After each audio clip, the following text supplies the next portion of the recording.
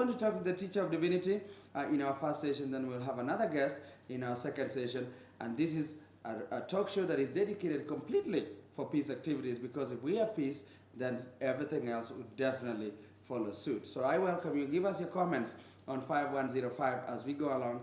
Let me go straight up and invite, or actually officially have our guest, Edin Deto, on the show of the Yes We Can for Peace. Yes. Deto, welcome back. You look like you're so happy all the time. I see you, you smile. Are you full of peace? Thank you very much. Yes. I have some amount of peace. You have some amount of peace. But not 100%. How does one behave like you do? Because you're always smiling, you always look calm, you always look peaceful, and you also don't look like somebody who can cause chaos. Should we say that is an example of a peaceful man? Normally, we are supposed to become absolutely peaceful within ourselves. We are supposed to have the 3 levels of heart. Okay. Parental heart, brother-sister love, where a heart where I can love you as my brother, I can love the other person as my brother. Okay. And then I also need to be like a child, where I love parents. So peace exists in 3 forms? Four forms. Yeah. Okay, so number 1 is? Number 1 is parental love. Parental love, okay. Or parental peace. Number 2 is child filial love. Okay. Number 3 is fraternal love. And the 4 is conjugal love. So you have to have all those kinds of love, yes, in order to make you a peaceful being. Kabisa, okay. Completely, yeah. Could you say that some people have other departments of life, yes, fulfilled, and other departments of life not fulfilled, of love not fulfilled, and therefore their lives are not fulfilled? And could that be the reason why sometimes people are not peaceful and therefore inflict chaos on others, or make others pain on others, unpeaceful? Everybody is like that, including myself. I'm not 100% complete. But how does one, yes, this issue of peace, yes, is it inside before it's outside? It has to come from inside first. You have to be at peace within yourself. Okay. Look at all what we have today. It comes from the inside before it is manifested externally. In your educational background and in your ambassadorship, yes, for peace, yes, what have you learned? What is really the most important thing that all of us have to internalize first before we externalize?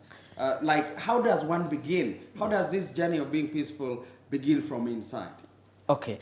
Now, this journey, the peaceful journey starts from getting to know yourself. Okay. Who are you? Like now, you have 2 things. Yes. You have the mind and you have the body. Okay. Can you show me your mind? No.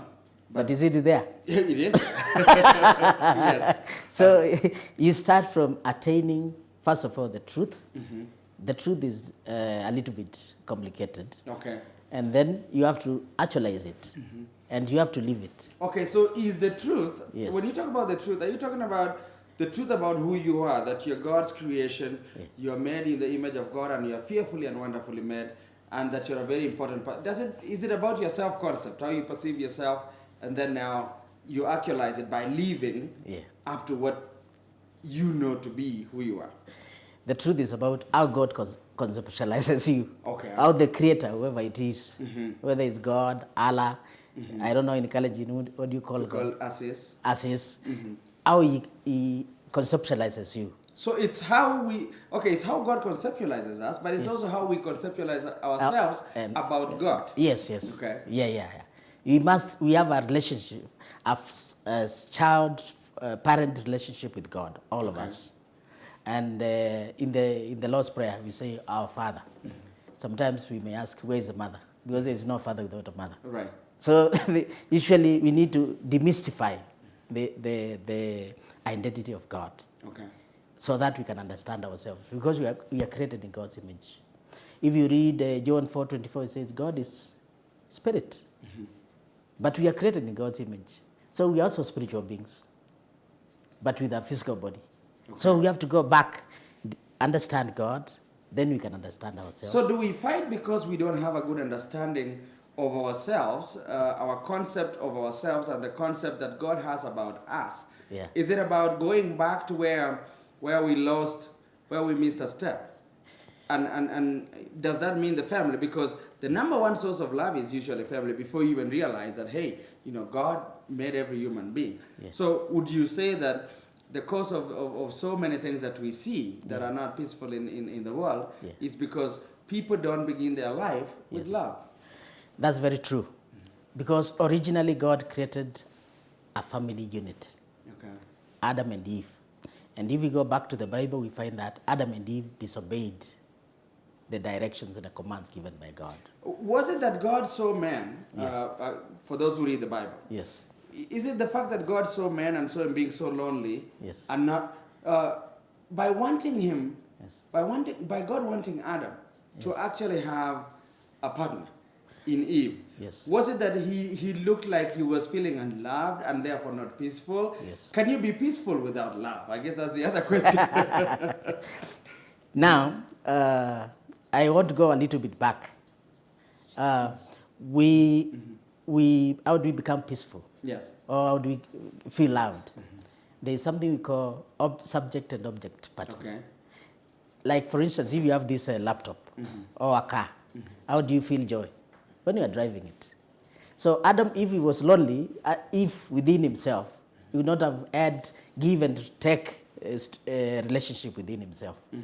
That's why God had to take Eve out of Adam, so that he can create an object where. So are you telling me that for one to be peaceful, Yes. there has to be love, and love has to come from out of you? Yes. Because in any case, anyway, Eve was created out of Adam, right? Yes. And it's what was created out of Adam Yes. that made Adam peaceful. And made God say, and it was good, right? Yes, anyway, yes, let me just remind our viewers that just in case you tuned in, you're watching Cast TV, and the show is Yes We Can. Yes, we can on peace. Yes, we can on peace. We've been dying so much to have a situation where all of us can live like brothers and sisters. And again, I'll remind you of what Mother Teresa said. You know how much she worked for peace. She sacrificed her life just for peace. For poor people, for rich people, all alike. She made a statement that I think will resonate for so many years to come, and that is, she would rather we actually sweat working hard for peace than bleed in war. I think that should be a common cause that should rally all of us towards a common destination for peace, and that's why we have this show dedicated purposely for issues on peace. I'm here with my guest, Eddie Ndeto. Eddie Ndeto is a teacher of divinity, and that's why he's talking to you about peace from internally, or internal peace before it's external. And we're going into so many aspects of that before we get our second guest. So Eddie Ndeto is a teacher of divinity as well as a peace ambassador. Please send us your comments on what you think about what Ndeto is telling us on 5105, and keep it right here at Cast TV because we have so much coming up as we go along.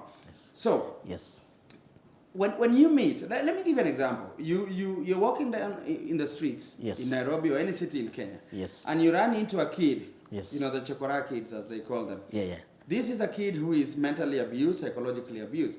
And 99% of the time, if you tell them anything, however good it may be, they may actually lash at you.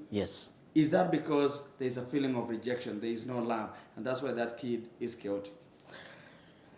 That's true. But the society as a whole has a responsibility, starting from the nation.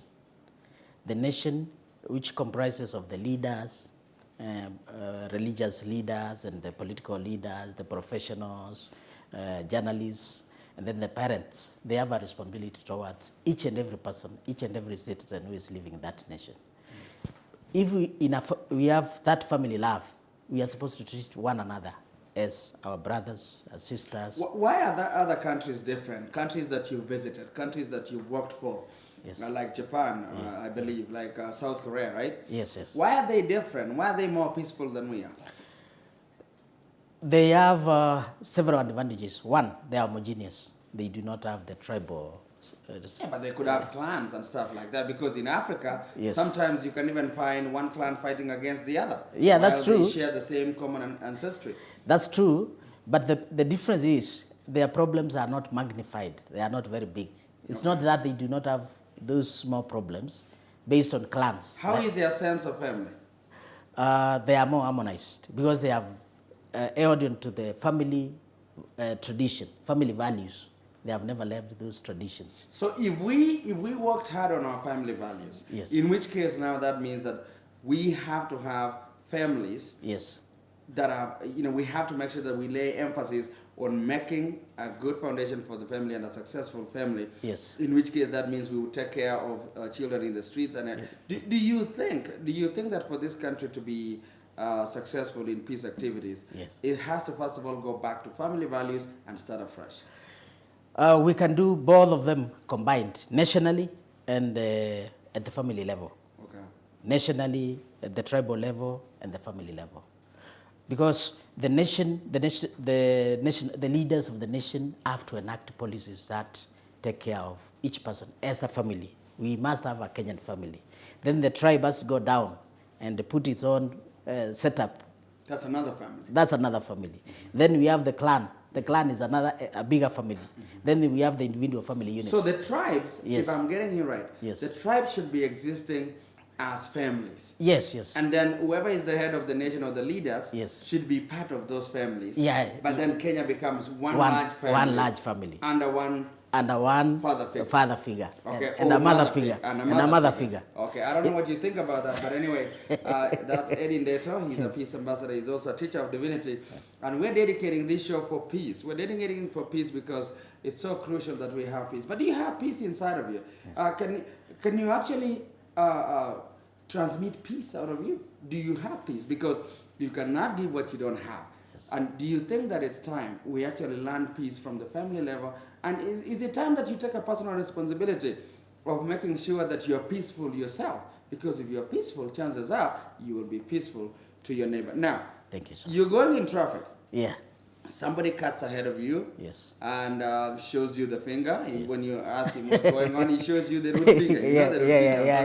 Yeah. And you are like, hey, I mean, you're obeying all the rules, all the traffic rules. Yes. But this guy just woke up. Yes. Maybe he had his own issues from home. Yes. And he gets on the road and he's, everybody becomes a punching bag. Yeah. What do you say about that? What do you say? Is it an issue? How do we get people because chaos and fighting starts from issues like that. People abusing each other carelessly on the road. And you've heard about road rages and people fighting. Yeah. If you had two people fighting in a road rage, how would you help them? How would you teach them? Now that you're a teacher of divinity, how would you teach them about peace? Okay, now at that particular moment, I would go back to the parental position. A parent in your family, you see your children making many mistakes. You do not always rush at them. You understand them and you endeavor to teach them. First of all, a parent is a teacher before being a parent. Okay. So you have to teach them it's not right to do this. Then you also go to the parental position. You forgive. But then the root cause for this problem is that the person who is showing the root finger has been the family. You have to look at the family where the person is coming from. So you have to look at the genesis. Yeah, the genesis is the family and the schools and the churches. What is the genesis of our problems in Kenya as it relates to peace? Okay, it's the issue is we have issues of disharmony. We have been divided into many tribes. Is it poverty? Is it lack of family values? Is it an issue of selfishness? Okay, the root cause is selfishness, and it starts from the top. Okay, so the top down. Yeah, top down. Okay. Because the people are like children. Kenyans are like children. They are looking to their leaders, religious leaders, and the we actually idolize politicians, right? Yeah. And that is very dangerous because religious leaders they do not give the morals. They don't teach morals. Our religious leaders are the ones who are supposed to teach morals. Our families are the ones who are supposed to teach morals. But we only talk about politics. Do you believe, as the good book says, that teach the child a way that he should behave in, yes, and they will never depart from those ways? It's absolutely true. Everything in the Bible is true. I believe in the Bible, but the Bible is not supposed to be a book.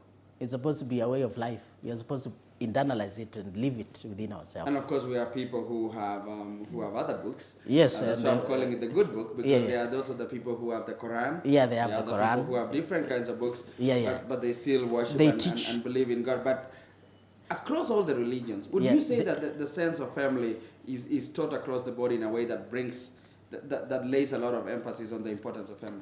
Actually, all religions teach about the same thing. It's only that they act on a different cultural backgrounds. If you look at Islam, it teaches about what is in the Old Testament. If you look at the Bible, Jesus was teaching about peace and love for one another. So all the religions teach about one thing: peace, coexistence, love for one Okay, another. what is the way forward? I know you are one of the founders of the Wazalendo Youth Foundation. Yes. Wazalendo Youth Foundation, and it's doing a lot of peace activities. Yes. What are some of the activities you're doing, and what would you be telling our viewers and listeners this morning about why what you're doing, and how can they be partakers of this? The reason why we founded Wazalendo Youth Foundation is because I was in Korea and I saw a lot of patriotism. And that is the sense of love for the nation. And I realized in Kenya we don't love Kenya. We don't own Kenya. So I decided, we decided that we should come up with a vehicle which can help teach Kenyans that absolute love, love for the nation. Kenya comes first before my tribe, before myself, before my clan, before my friends. So we have, right now we are carrying out some educational activities on peace, but we start with the peace that comes from within. We want to make the few people that we have to become peaceful within themselves. Does it also involve changing the mindset? Does it involve a mental overhaul? Because we have so many stereotypes against certain communities by certain communities. Yes. Or ethnocentrism, if you want to use that term. How do you go about that? Because you have youths who are probably grown in a background where they've been told that a certain tribe like to steal, or a certain tribe likes to fight. How do you go about understanding? How do you go about bringing the two of them on a common ground, on a brotherly status? Actually, we go through 8 stages. Okay. Stage number 1 is to unify the mind and body of each person. So you start with the individual. With the individual, before even we move to the family. Because the family is the factory where these minds and bodies are multiplied. Okay. So the family is like the factory for human life. So before the family unity is composed of a man and a woman. Okay. So before these individuals go into that union, they are supposed to be prepared so that they move to the second stage. Then from there they can multiply. Okay, the second stage? The second stage is a family now, where we need to have order in the family, where the man is the head of the family and the wife is the helper to the man. We need to have those roles. So we are going back to the fundamentals. And some women will say, hey, by the way, if I'm winning bread, if I'm doing more than I'm doing, more than my man is doing, then I should be the head of the household. Does it matter who is the head of the household? Being the head of the family actually doesn't mean providing money or housing. No. So it's so fundamental for you. It's very that it is more of a godly. It has to be God-centered. Okay. And from originally how God created, we have to go back to the basics. Okay. So this unity of mind and body has to be centered on the unity of man, myself with God. Okay. And then using the universe is so harmonious, except when man comes into interaction with the nature. Okay. So we have to restore that original relationship between man and woman, man and God. Then there is relationship between husband and wife can be restored. Okay. And then the clan and the nation is very simple. The other things you just follow. So place. is it an issue? So are we having a serious deficiency of individuals who have family values to lead us in this country and therefore restore peace? Is it an issue of electing peaceful leaders? Leaders who can actually give us peace because they have it, because they have love and family values, and therefore will lead like father figures. Is that the issue? Should this election be all about that? Actually, the coming election should be about a leader who brings about, takes care of the families from the very beginning. He takes care of the family. He takes care of the nation. They need to have internal vision for the nation. The problems that we have is not about money. Okay. Money is a problem, yes, but it's caused by another problem. Okay. That we are not together. as a nation. We are divided. Much as we may want to show that we are united, we are not united. So do you plan to go county to county preaching peace? And, when do you intend to actually achieve or to actually have covered all the counties in Kenya? We intend to go across the whole country, and we would wish to start with the Rift Valley. Okay. Possibly anytime. Okay. This month, So next month. Give us the date. Yeah, we'll give you the date. Okay. At the appropriate time. That is Eddie Ndeto, the teacher of divinity, a very peaceful guy. Yes. As you can see him, he's very peaceful. You can meet him anytime, and write an SMS if you want to be part of peace ambassadorship. If you want to be a peace champion, because the goal is to raise peace champions, then you can definitely send us your contacts on 5105, and I'm sure he'll be very glad to be with you. Continue to stay with us. Take it here right at Cast TV via Zuku channel 019. The show is Yes We Can. I'm going to come back with our guest. I'm going to come back with our second guest. He may be very familiar to you, but he'll come here talking about peace and how peace can be as a result of good leadership. So when we come back, we'll have our second guest, and he'll be able to walk us through the next step of leadership or peace emanating from leaders. We'll be right back. I'm your host, Alex, too.